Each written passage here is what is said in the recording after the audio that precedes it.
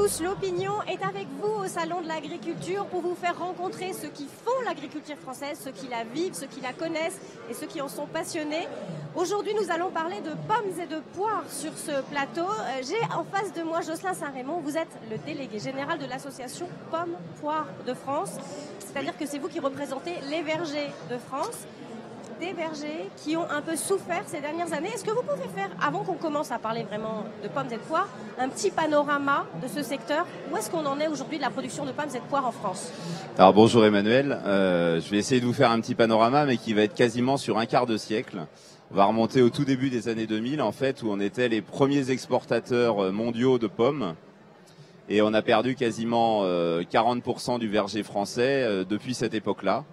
On a réussi à stopper un petit peu la baisse des surfaces de production ces 5-6 dernières années.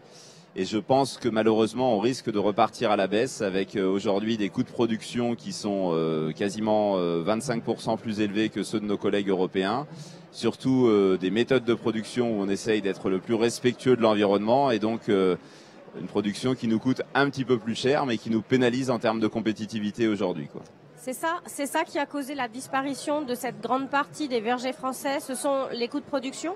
Alors, ce qui a causé la disparition, oui, ce sont les coûts de production. On a aujourd'hui notre objectif, c'est réellement d'adapter notre production, notre offre à la demande des marchés, que ce soit en qualité et en quantité.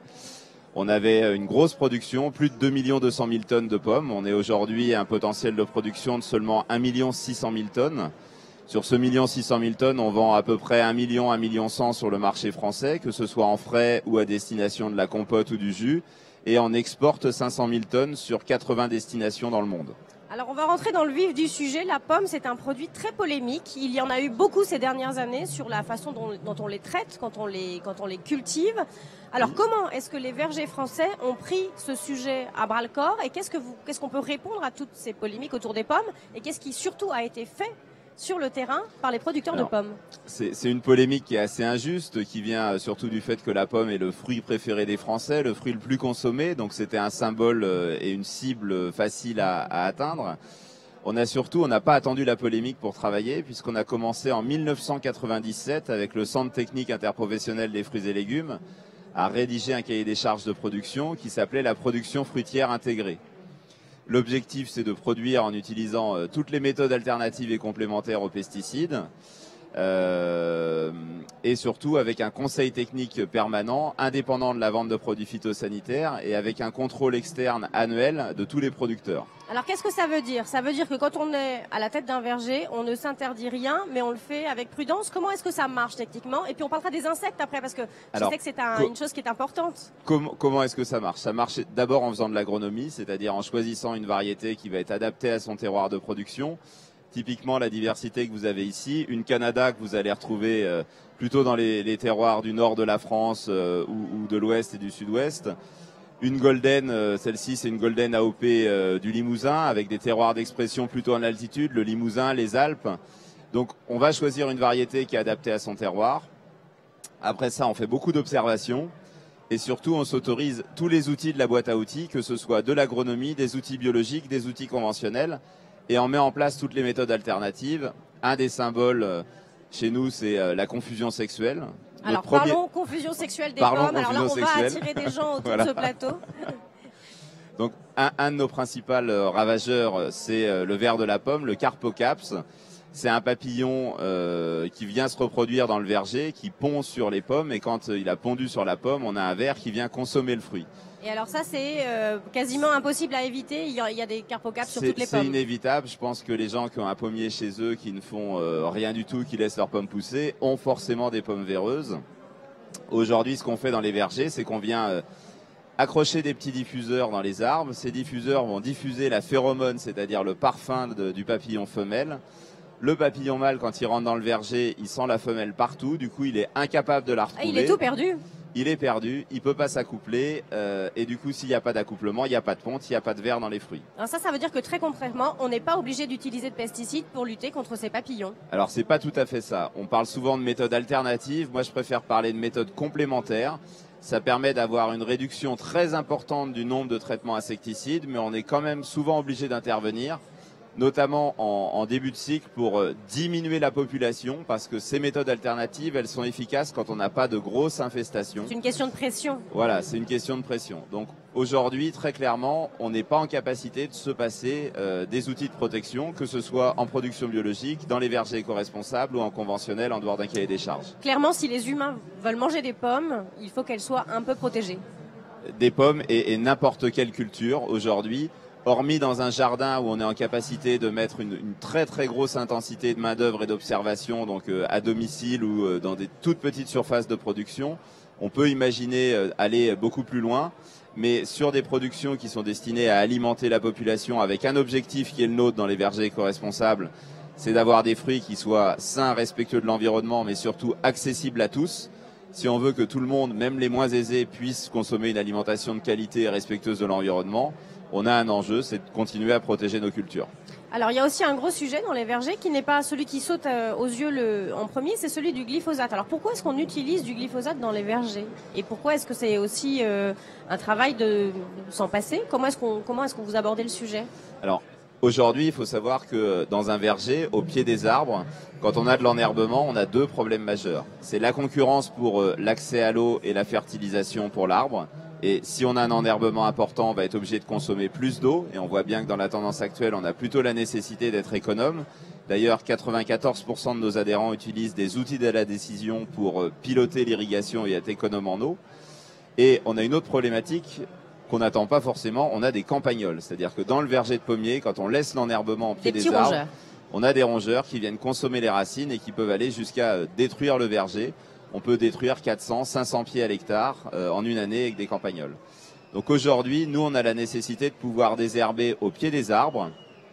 Dans la démarche verger éco-responsable, on s'est interdit le désherbage chimique dans l'interrang sur 50% de la surface. Cette année, on porte cette interdiction à 75% de la surface.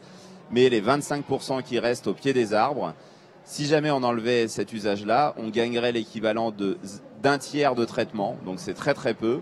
Par contre, on augmenterait notre coût de production de 10%, ce qui est quasiment une condamnation à mort du verger français. Il y a autour de cette question du verger un gros enjeu d'emploi. Les pommes en France, c'est beaucoup d'emplois. Alors tout à fait.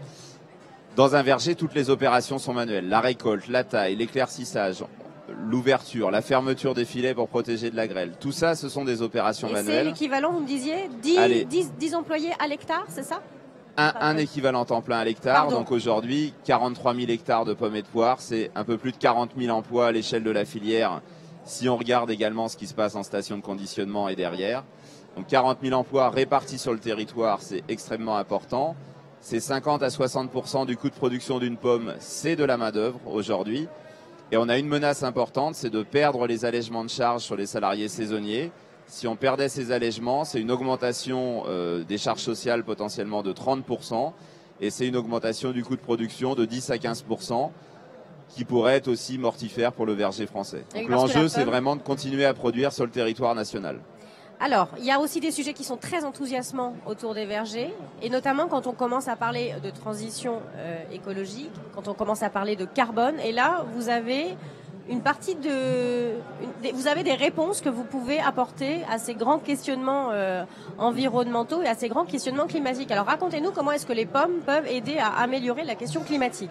Alors, aujourd'hui, Emmanuel, je pense vraiment qu'on a un enjeu supérieur, c'est la question de la lutte contre le réchauffement climatique. Donc c'est notre capacité finalement à capter du carbone.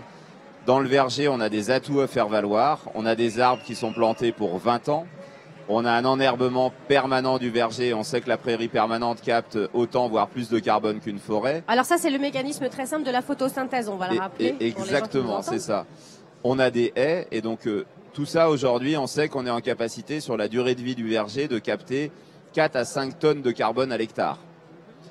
Notre objectif, ça va être dans le cadre des vergers éco-responsables de voir comment par l'adaptation du verger on est en capacité de capter encore plus de carbone et comment par l'évolution de notre pratique culturelle on est en capacité d'en émettre encore moins pour avoir un bilan carbone qui soient extrêmement favorables et qui nous permettent demain de dire à un consommateur, quand vous achetez une pomme verger éco-responsable, vous faites un geste pour la planète, vous contribuez à stocker du carbone.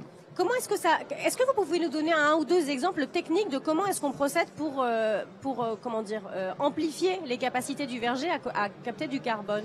Alors, si jamais je regarde du côté de nos émissions, notre premier facteur d'émission, c'est les passages de matériel à l'intérieur du verger. Donc tout bêtement aujourd'hui on sait qu'on a des plateformes de taille. Un verger, les arbres montent jusqu'à 4 mètres de haut, donc on travaille avec des plateformes pour être à hauteur pour le bien-être des salariés. Donc aujourd'hui passer d'une plateforme gasoil à une plateforme électrique, on sait qu'on est en capacité de réduire les émissions dans le verger de 26%. Et aujourd'hui les plateformes électriques, il y en a sur le marché, c'est pas quelque chose d'exceptionnel, c'est quelque chose qui est en train de se vulgariser dans un certain nombre de secteurs et dans les vergers. Donc on peut tout à fait imaginer que sur l'impact temps de renouvellement, à 5 ans, à 10 ans, on soit équipé de ce type de matériel, par exemple. C'est passionnant, on peut raconter beaucoup d'histoires autour d'une simple pomme. Merci beaucoup Jocelyn Saint-Raymond d'être venu nous en parler. Moi je vous retrouve jeudi ici sur ce plateau. On va continuer à parler de tout ce qui se passe dans ce salon, de choses positives, d'initiatives. Merci beaucoup et bonne journée.